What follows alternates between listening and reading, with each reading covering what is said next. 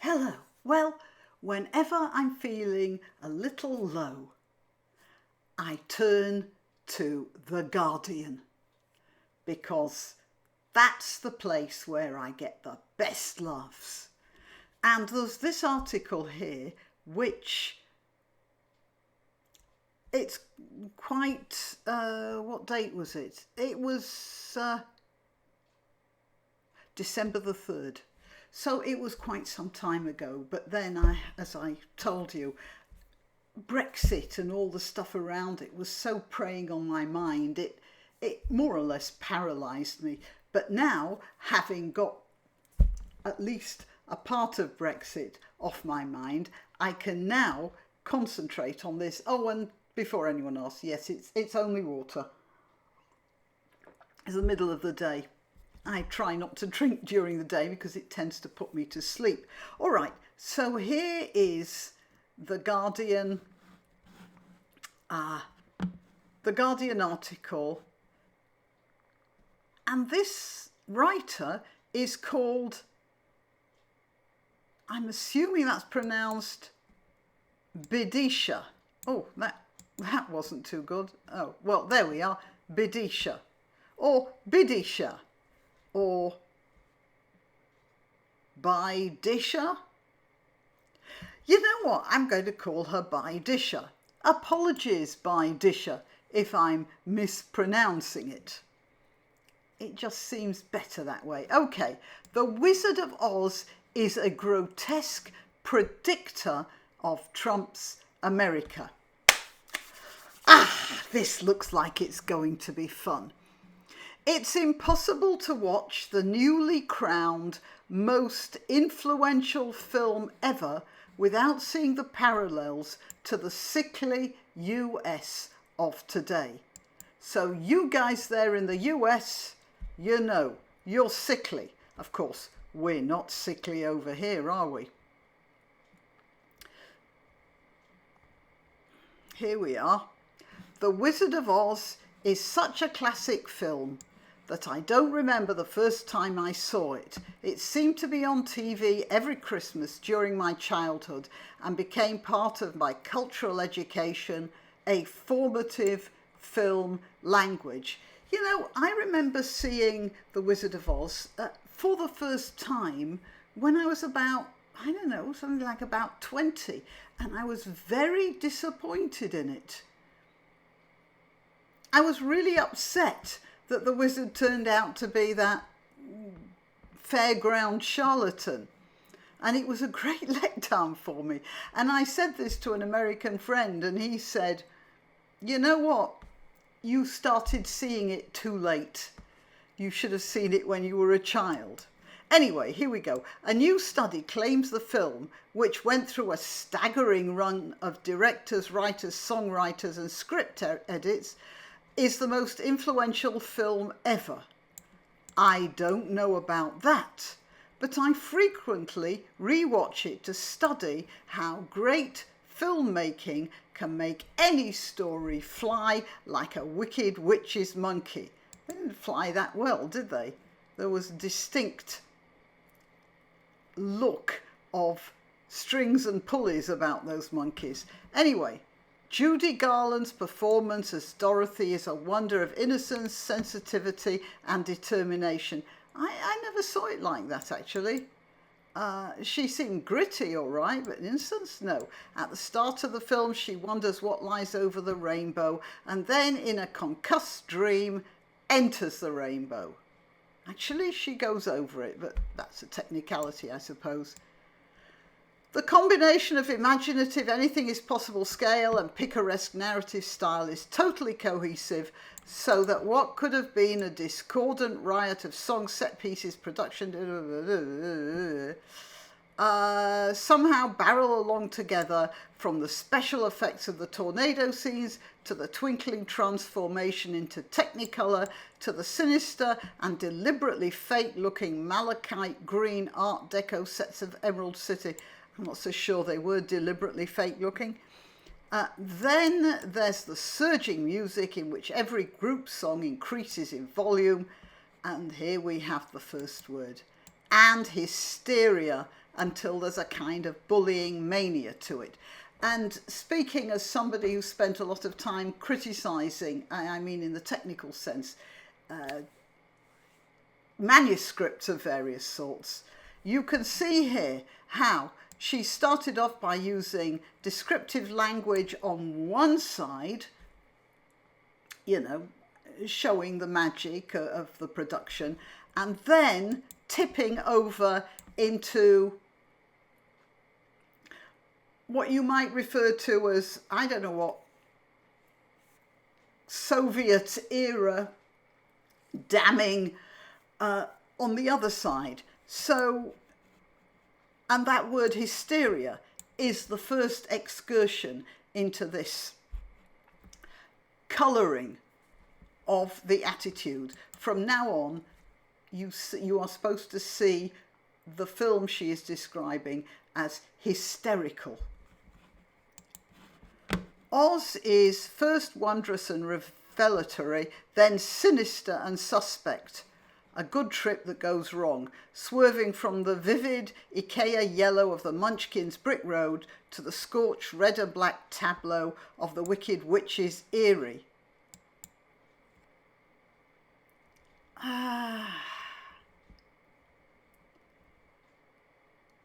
Well, you can't actually argue with that, except for one thing.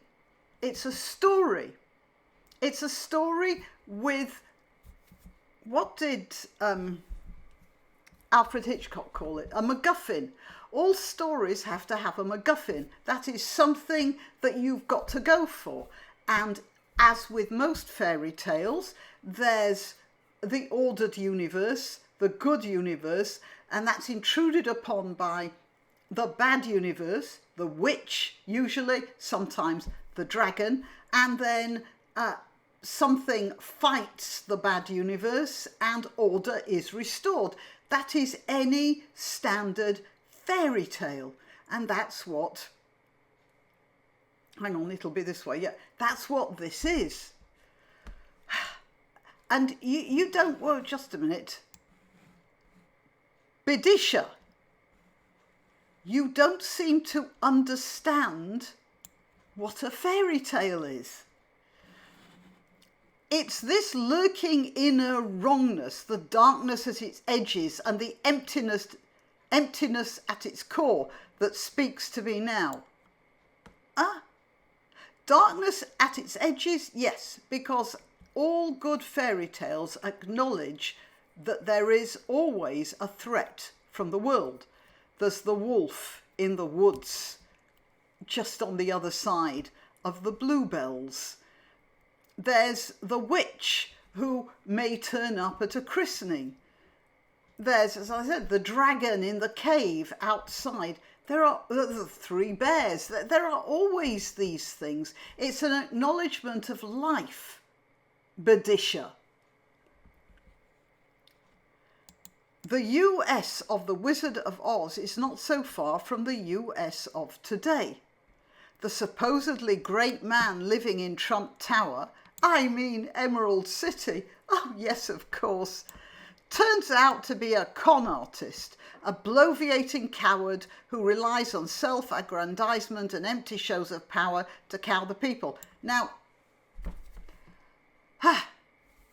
in what way is Trump a coward? A bloviating, I agree, but he's a businessman.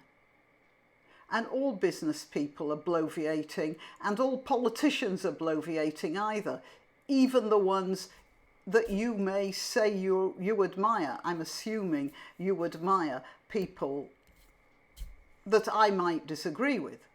Let's put it that way. Okay, but just a minute, empty shows of power to cow the people. Where? Okay.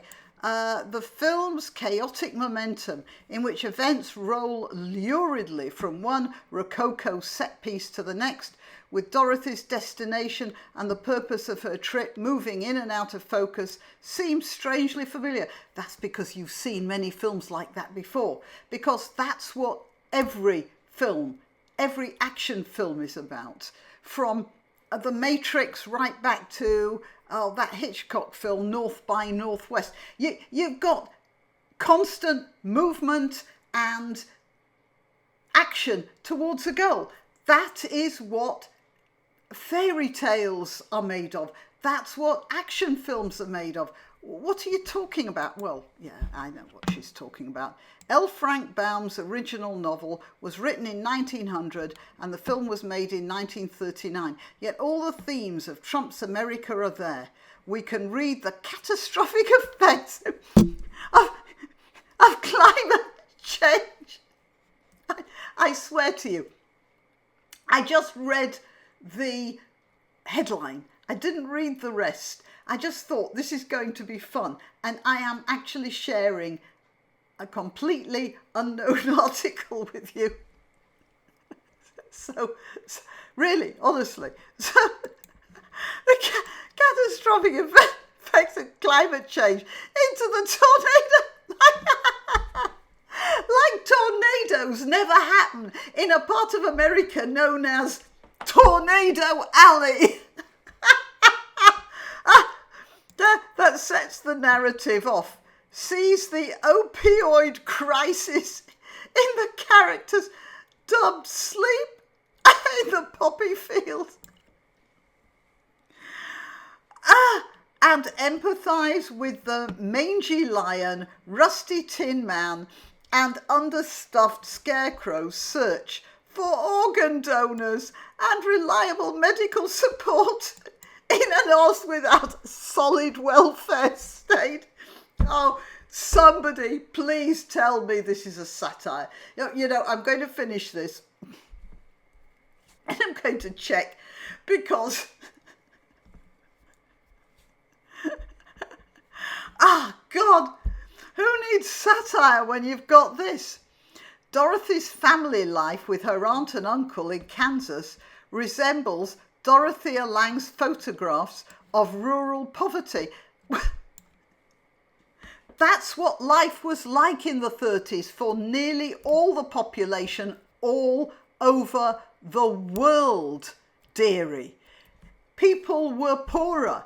That's why things are better now, because even poorer people in America usually don't live in that sort of poverty. Although I wouldn't say that Dorothea's family life was actually that poor. It was pretty standard farmers for those days. Dorothea and her relatives are skinny, careworn, shabbily dressed, and their house and outbuildings peeling. When you don't have modern spray paint, you don't paint that often. The monochrome scenes are in a washed out grey, not a stylish noir. Dorothy is isolated. She has no friends her own age and does not meet other children on her adventure. Okay, first of all, that black and white thing was a masterstroke. And in the original book, Baum actually described Dorothy's environment as being grey, flat, grey and featureless. And they used the black and white film to give you that feeling in the absence of a narrator, and they did it very well. But that's what the prairie is like. It's very flat and people tend to be very isolated. That's not to say that they didn't have useful and productive lives. It was just, in general, a life of daily grind, and that's what any farming life is like, even in more lush environments. Even in the green and pleasant lands of England, farmers, we're coming up to Christmas now, farmers will be getting up at 5 a.m, not to open Christmas stockings, but to bale hay for their cows, because the cows don't know it's Christmas. And that's what farming life is like. Despite the Munchkins' evident civic pride, The Lollipop Guild has... The values of Oz are not much different from those of Kansas in 1900 or 1939 or 2018. And... So what's wrong with that? Yes, the Wicked Witch of the West has all the best lines and the chewiest performance by Margaret Hamilton, but the film revels in the violent deaths of ugly women who have houses dumped on them or drown in water that melts them like acid. Now, let's have a look at this. The Wicked Witch was an ugly woman, but she was ugly because she was bad-tempered. She was based on a nasty neighbour who wanted to, well, do away with Dorothy's dog. She was ugly because she had an ugly personality, not because she was an ugly face. Oh, just a minute. Hang on a minute.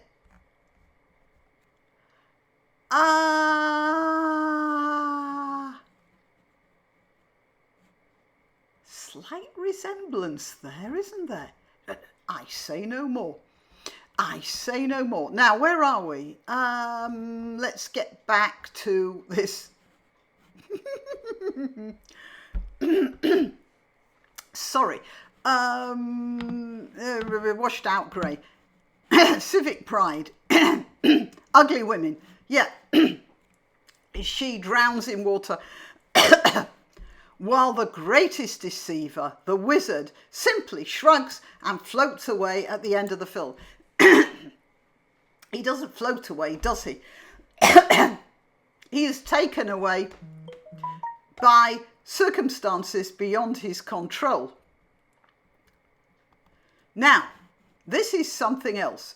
Off stage, Garland was harassed and bullied by directors and male co-stars, while there were painfully few women among the dozens of behind-the-scenes contributors. I'll have to have a look at that. I'm quite sure she was bullied. Child stars were all bullied. Actors were bullied.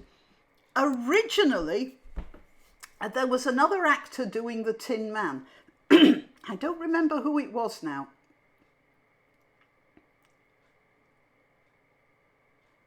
Was it Buddy Ebsen? Or was Buddy Ebsen the one who did? Anyway, there was another actor who was doing the Tin Man, and they painted his face with aluminium paint, the silver paint, and he became ill with metal poisoning. And while he was ill, they got another actor. I don't remember who they first got, but that's a well-known story. Everybody was bullied by the studios. They still are.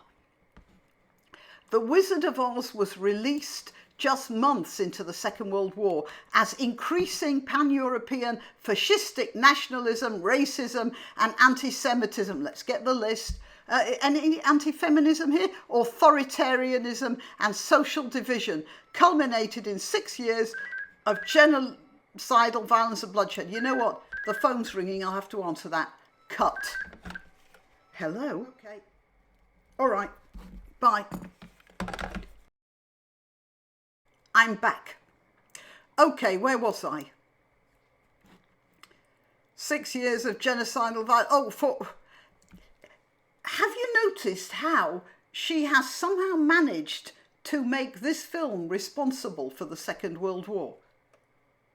She's drawn them together. As a matter of fact, though, this was 1939. America was not in the war at the time. And there was no little prospect of America being in the war. So you can't actually even link this film or one with the other. Millions dead and millions having fled. What this has to do with The Wizard of Oz, well, search me. I'm not saying we're on the brink of a third world war. Oh, aren't you now? But why am I reading these messages into this film at this moment? Because you are utterly mad.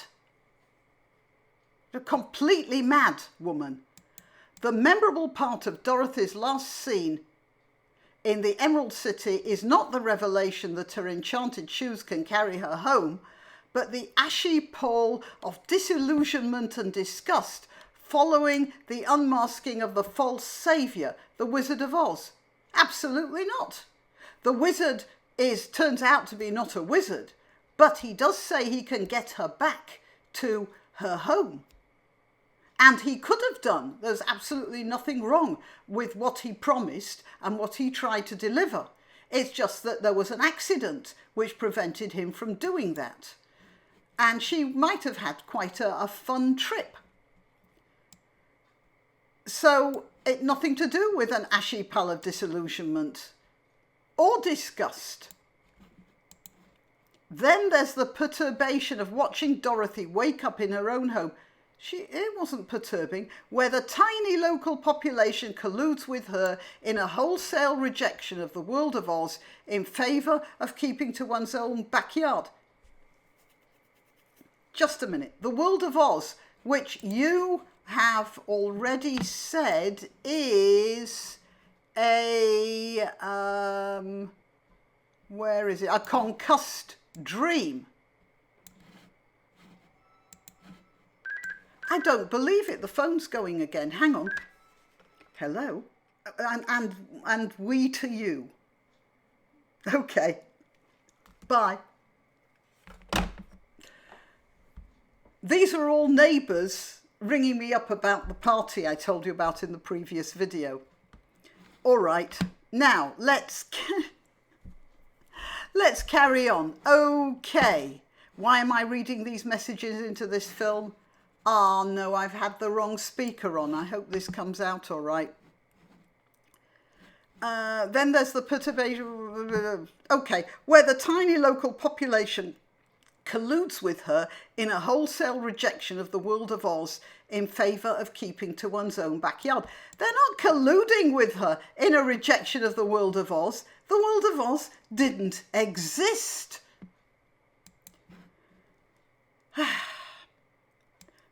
The Wizard of Oz is a truly American narrative and more influential than ever. Dorothy goes from wishing to explore all the shades of the rainbow to gratefully embracing black and white. You know, I did actually find that, I mean, this is a genuine criticism.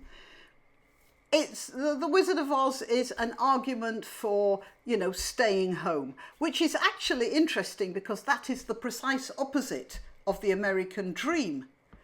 But at the time, in the 1930s, it was a time of great disruption, and perhaps